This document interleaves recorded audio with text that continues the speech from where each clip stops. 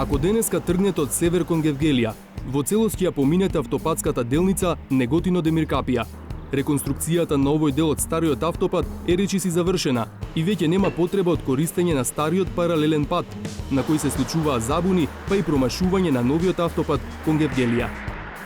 Додека траеше обновата на оваа лента од автопатот Демиркапија-Неготино, возачите го користеа ова исклучување кое води до стариот пат, но и до многу забуни и проблеми. Сега исклучувањето е блокирано, а возачите си продолжуваат право по новиот автопат.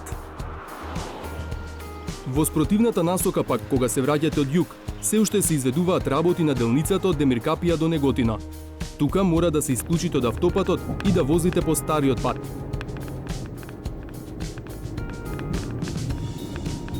Така наидувате на познатата клучка на која и изминатиот викенд многу возачи го изгубија патот.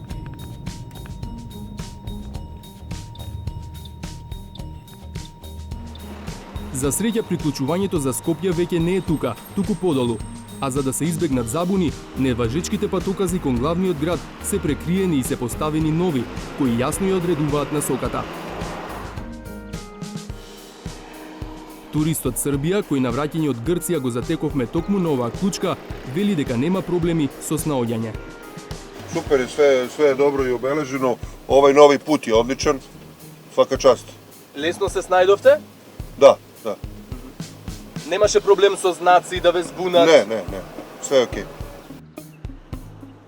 Иако дел од проблематичните знаци се покриени или заменети, не значи дека сите проблеми се решени. Например, кога возите по автопатот од Скопје кон Гевгелија, во близина на Демиркапија има исклучување за стариот регионален пат кон Валандово и Дојран. Но кога ќе се спуштите надолу, повторно доаѓате до проблематичната клучка, на која можете да фатите пат за Скопје, Неготино или за Демиркапија, но никаде нема патоказ за Валандово и Дојран. Тие се скриени зад овој знак, а можат да ги видат само возачите од спротивната насока. На вакви апсурдни ситуации со патоказите се жалат возачите кои често ја користат оваа проблематична клучка. Режимот на сообраќај на автопатот често се менува поради обновата, а со тоа често се менува и сообраќајната сигнализација. Тоа доведува до постојани забуни меѓу возачите. Проблеми имаат и жителите на околните населени места. Штом свикнат на едни правци и патокази, веќе им поставиле нови, а сите тие приклучување и исклучување на стариот и новиот пат знаат да направат вистински хаос. А кажете ми, знаците збунувачки ли се, знаете ли како треба да поминете?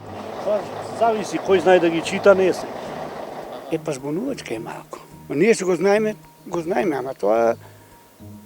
Видите, тоа... Шо знам, јас не знам полицијата или кој е надлежен да ги става тие знаци, тие... Тоа е. Ме збуни се, оти за градове падот, а во деја не можам табло да видам. Нема табло, Гевгелија, Дојран, Валандо. Тамо се одеа у Скопје, надолу за Гевгелија, Дојран, Струмица се директно Леципова и сега не знам со промената како. Не знам, нема значи кај да. Оне пише Дојран, оне Валандо, стварно не знам кај да. Гевгелија право, све некако десно за Дојран, за Гевгелија право. Стварно не ми јасно, не можам да се сетам. Затоа и вас заставам да ја прашам.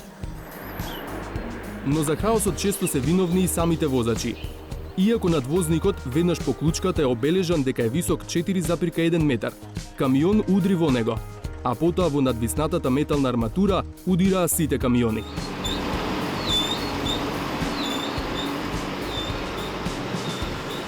Први пут сам испод овој подложник. Енега горе знак, енега онде 4,1. Хладњача nije veća od 4 visine.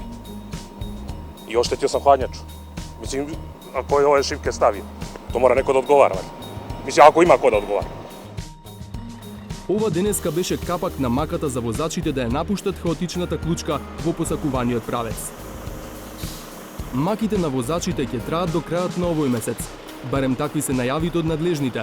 Реконструкцијата на делницата Демиркапија-Неготино треба да заврши со завршувањето на мај.